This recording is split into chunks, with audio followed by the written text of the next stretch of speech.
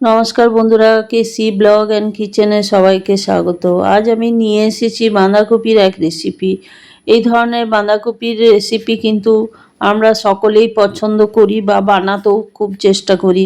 আপনারা তো অনেক রকমভাবে বাঁধাকপির রেসিপি খেয়েছেন, একদিন এইভাবে খেয়ে দেখুন, ভীষণই সুস্বাদু লাগবে। দেখুন, আমি আধখানা বাঁধাকপিকে খুব পাতলা করে কেটে নিয়েছি। কেটে নিয়ে নুন দিয়ে দিয়েছি পরিমাণ মতো।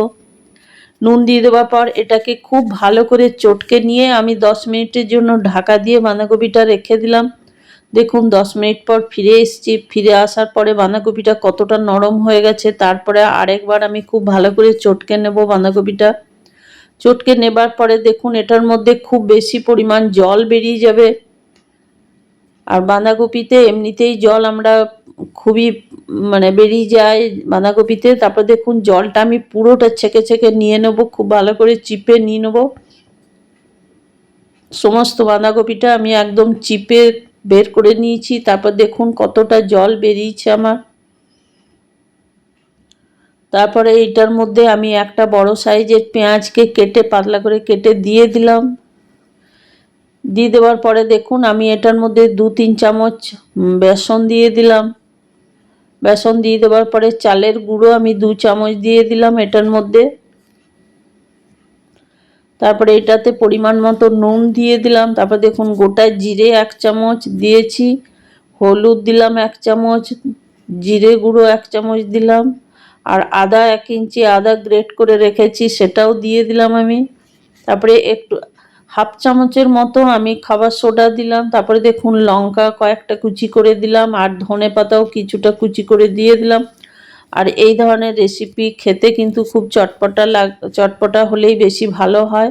সেই জন্য আমি 3-4টে লঙ্কা কেটে দিয়েছি। তারপরে দেখুন একটা ডিম টেস্টটা বাড়ানোর জন্য একটা ডিমও দিয়ে দিলাম। আপনারা চাইলে ডিমটা স্কিপও করে যেতে পারেন, অনেকে ডিম আবার খেতে পছন্দও করেন না।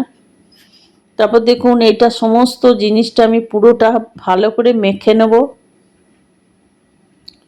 তো এটা বাঁধাকপি বা পেঁয়াজ বা ধনে পাতাতে এগুলো পুরোটা মাখাটা হয়ে যাবে। এটাতে জল খুব একটা পড়বে না। যদি জল দরকার হয় তাহলে 1-2 চামচ জল আমরা দিতেও পারি, কিন্তু দেখুন আমার জলটা দেওয়ার দরকার হয়নি। ওই বাঁধাকপিতে যে নুন দিয়ে ভিজিয়ে রেখেছিলাম ওইভাবেই আমার বেসনটা পুরোটা বা চালের গুঁড়িটা মাখা হয়ে গেছে। নুনটা আমার একটুখানি কম লেগেছিল, সেই জন্য আমি আরেকটু নুন দিয়ে দিলাম, কেন কি বাঁধাকপিতে তো সমস্ত চিপে জলটা বের করে দিয়েছি।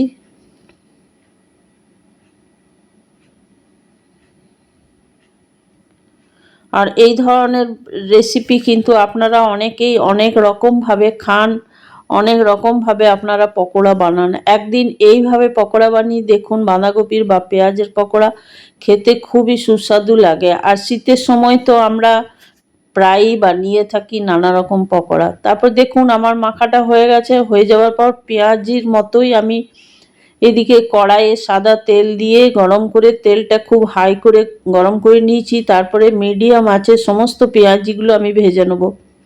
পেঁয়াজির আকারেই ভাজবো চ্যাপ্টা করে। পেঁয়াজি বা বাঁধাকপির পকোড়া যাই বলি না কেন ওইভাবেই কিন্তু ভেজে নেব। আঁচটা একদম হাই করে দিলে হবে না। হাই করে দিলে কি হবে, পুরো সবগুলো পুড়ে যাবে ওপর থেকে আর ভেতরগুলো কাঁচা থেকে যাবে। সেই জন্য তেলটা ভালো করে গরম করে নিয়ে আঁচটাকে কিন্তু মিডিয়াম আঁচে রেখেই সমস্ত পকোড়াগুলো ভাজতে হবে। তাহলে পকোড়াগুলোর রঙটাও খুব সুন্দর হবে, লাল লাল হবে, আর পকোড়ার ভেতরগুলোও খুব সুন্দরভাবে ভাজা হয়ে যাবে। তারপর বলে দিই, আমার চ্যানেল যারা সাবস্ক্রাইব করেননি তাদের সাবস্ক্রাইব করার অনুরোধ রইল। আর আমার রেসিপি যদি ভালো লেগে থাকে তাহলে লাইক, শেয়ার ও কমেন্ট করে অতি অবশ্যই জানাবেন। দেখুন পকোড়াগুলো আমি একটু করে এদিক ওদিক ছড়িয়ে দিচ্ছি, তাহলে কি হবে, একটার সাথে আরেকটা চিটে যাবে না আর খুব সুন্দরভাবে সবগুলো উঠে আসবে। আপনারা অনেকে অনেকভাবেই খেয়েছেন বাঁধাকপির পকোড়া, পেঁয়াজের পকোড়া। এখন তো শীতের সময় প্রায়ই আমরা সন্ধেবেলায় প্রায়ই কিছু না কিছু বানিয়ে থাকি। তো এই ধরনের একদিন পকোড়া আপনারা ট্রাই করে দেখতে পারেন, খুবই ভালো লাগবে খেতে। আর শীতের সময় সন্ধেবেলায় চা দিয়ে তো খুবই অসম্ভবই ভালো লাগে এই ধরনের পকোড়া। দেখুন আমার সমস্ত পকোড়াগুলো ভাজা হয়ে গেছে, লাল লাল হয়ে গেছে। আমি সবগুলো উঠিয়ে নেবো একটা প্লেটের মধ্যে। তারপরে বাকি যে ব্যাটারটা আছে সেটাও আমি ওই পেঁয়াজির আকারে চ্যাপটা চ্যাপটা করে আমি দিয়ে দেবো তেলের মধ্যে। আপনারা কিন্তু অনেকেই ডিম খেতে পছন্দ করেন না, তারা কিন্তু ডিমটা স্কিপ করে যাবেন। আমি বারবার বলছি, ডিমটা শুধুমাত্র আমি টেস্ট বাড়ানোর জন্য দিয়েছি, বা আমি যার জন্য বানাচ্ছি সে ডিমটা খেতে ভীষণই পছন্দ করে। তারপরে দেখুন আমার সবগুলো ভাজা হয়ে গেছে, আমি একটা প্লেটে উঠিয়ে নিই।